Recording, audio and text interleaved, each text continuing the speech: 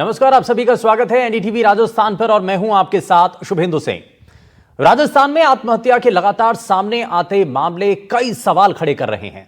बीते 24 घंटों में ही 2 बड़े मामले सामने आए, जिसके बाद लोगों के मन में सिर्फ एक ही सवाल रहा कि आखिर जिंदगी इतनी सस्ती कैसे हो गई कि इंसान छोटी छोटी बातों पर सुसाइड कर रहे हैं। दरअसल जयपुर में मामूली सी बात को लेकर के हुई एक बहस के बाद पति पत्नी ने अपनी जान दे दी।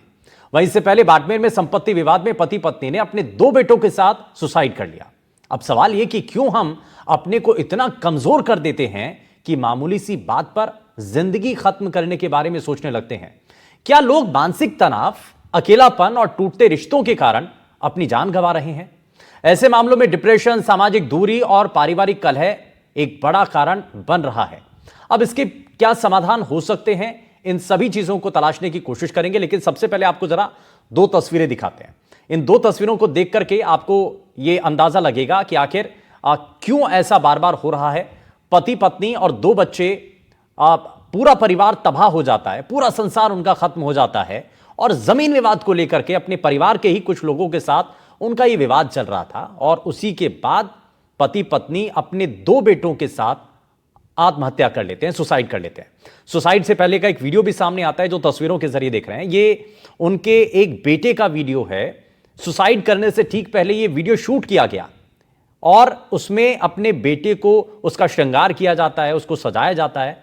और ये शायद उस वक्त किसी ने इस बात का अंदाजा भी नहीं लगाया होगा कि ये वीडियो शूट जब किया गया उसके बाद ये पूरा परिवार, हंसता खेलता परिवार, जो कि इस वीडियो के अंदर भी दिखाई दे रहा है, छोटा सा मासूम बच्चा जो कि इसमें खुश नजर आ रहा है, अपनी मां अपने परिवार के साथ हंसता खेलता दिखाई दे रहा है, वो पूरा परिवार उजड़ जाएगा।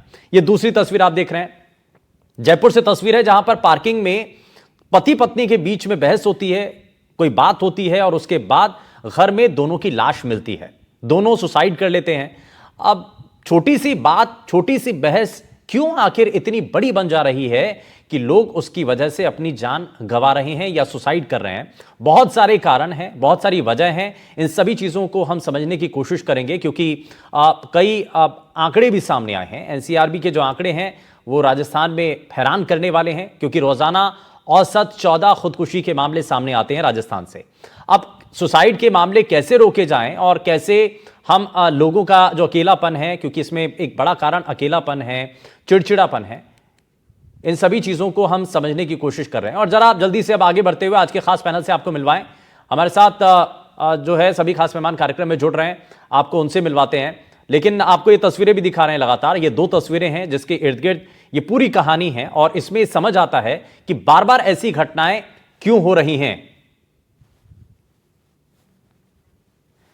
तो सुसाइड आखिर कैसे रोकें, ये आपसी संवाद के जरिए क्या हो सकता है, पॉजिटिव सोच के जरिए हो सकता है और इसको रोकने के बहुत सारे अलग अलग उपाय इसमें हो सकते हैं। लेकिन कारण क्या है, कैसे पहचान सकते हैं और अगर कोई शख्स जो है अगर कोई परेशानी में है तो क्यों, कैसे आखिर उसको पहचाना जा सकता है, इन सभी चीजों को जरा समझने की कोशिश करते हैं। लेकिन सबसे पहले आज के खास पैनल से आपको मिलवाते हैं। हमारे साथ मनोवैज्ञानिक डॉक्टर प्रिशा अरोड़ा जी हैं जो कि यशोदा अस्पताल से हैं। प्रिशा जी, बहुत स्वागत है आपका। हमारे साथ रिटायर्ड आईपीएस अधिकारी मुकेश मीणा जी कार्यक्रम में जुड़ गए हैं। मुकेश जी, बहुत स्वागत है आपका। हमारे साथ डॉक्टर राकेश लाल जी हैं जो कि यशोदा अस्पताल से ही हैं, मनोचिकित्सक हैं। बहुत स्वागत है आपका राकेश जी। सामाजिक कार्यकर्ता वर्षा गोयल जी हमारे साथ कार्यक्रम में जुड़ गए हैं। वर्षा जी, बहुत स्वागत है आपका। मैं लेकिन शुरुआत प्रिशा अरोड़ा जी आपसे ही कर रहा हूं। आप जिस तरीके के मामले सामने आ रहे हैं ये बहुत हैरान करने वाले हैं और ये समझना लोगों के लिए बहुत ज्यादा मुश्किल हो गया है कि छोटी छोटी बातों को लेकर के इतने बड़े बड़े कदम क्यों आखिर उठा लिए जा रहे हैं। ये छोटी छोटी बातें लोगों की जान पर भारी पड़ रही हैं। क्यों, आखिर क्या कारण है, कैसे पहचाना जाए, ये समझना बहुत जरूरी है। थोड़ा सा इसके बारे में बताइए।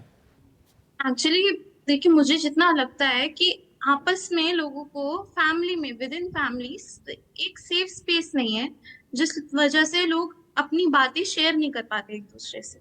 तो अगर एक सेफ स्पेस हो जिससे लोग अपनी बातें शेयर कर पाए, एक दूसरे को बता पाए कि उन्हें एक्चुअली में तकलीफ क्या हो रही है, उनको दिमाग दिमाग में क्या ऐसी ऐसी बातें आ रही है जो उन्हें परेशान कर रही है, अगर वो खुले दिल से अपनी बातें बोल पाए, शेयर कर पाए आपस में, तो आपसी बहस जो है वो कम हो सकती है। हम्म। जिस वजह से वर्क प्लेस पे भी अगर जैसे कुछ वर्कलोड है, वहां की फ्रस्ट्रेशन भी अगर घर आके निकाल रहे हैं, आपस में झगड़े हो रहे हैं।